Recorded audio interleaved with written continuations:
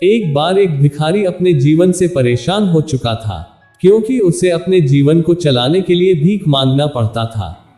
उसे हर एक चीज के लिए भीख मांगना पड़ता था। इसी बात को लेकर वह दुखी रहता और दिन भर यही सोचता कि उसके जीवन में बदलाव कैसे आएगा। यह सोचकर वह निराश हो जाता। वह हर दिन देखता कि बहुत सारे लोग निराश होकर आंखों में आंसू लिए लोग और विभिन्न चिंताओं से परेशान लोग गौतम बुद्ध की तरफ जाते, और वापस लौटते समय वे लोग बहुत ही खुश होते थे। वह भिखारी यह नहीं समझ पा रहा था कि गौतम बुद्ध उनके साथ ऐसा क्या करते थे कि वे बेहद खुश हो जाते थे। वापस लौटते हुए लोगों के हाथों में ना तो ढेर सारे पैसे होते थे, ना ही सोने चांदी, तो फिर ऐसा क्या होता था कि लोग बुद्ध के पास से लौटते वक्त इतना खुश होते थे। यह सब सोचकर वह भिखारी भी निर्णय लिया कि वह भी महात्मा बुद्ध के पास जाएगा और देखेगा कि ऐसा वहां क्या हो रहा है कि दुखी लोग उनके पास जाकर खुश हो जाते हैं। वह बुद्ध से मिलने के लिए उनके पास चल पड़ा। जहां बुद्ध मौजूद थे वहां बहुत लंबी कतार लगी हुई थी, तो वह भिखारी भी कतार में लग गया। कतार में लगकर वह अपनी बारी का इंतजार करने लगा।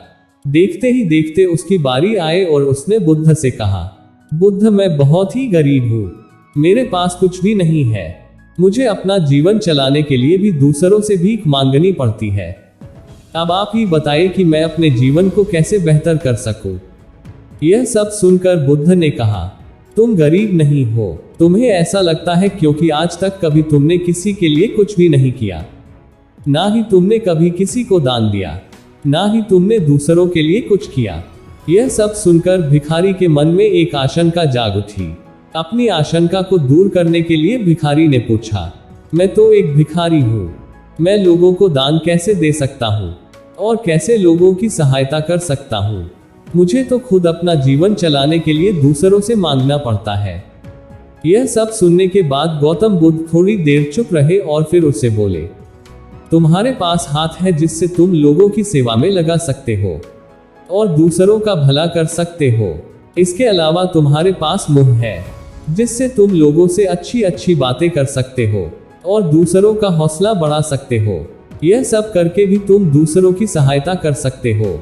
जरूरी नहीं कि दान सिर्फ पैसों से किया जाए। हम चाहे तो हम शिक्षा का भी दान कर सकते हैं, चाहे तो अन्न का भी दान कर सकते हैं। ऊपर वाले ने अगर किसी को पूर्णतः अच्छा शरीर दिया है तो वह गरीब नहीं है, वह बस दिमाग से गरीब है। उसे इस विचार से हटकर दूसरों की सेवा में लगाना चाहिए। बुद्ध की यह सब बातें सुन लेने के बाद वह भिखारी बहुत ही ज्यादा खुश हो गया और उसका मन अब संतुष्ट था। हम सब इस बात की चिंता में समय बर्बाद करते हैं कि हम गरीब हैं, लेकिन यह सत्य नहीं है। सत्य तो यह है कि जब तक हमारा शरीर पूरी तरह से बेहतर है तो हम उसका उपयोग करके आगे बढ़ सकते हैं और खुद के जीवन को बेहतर बना सकते हैं।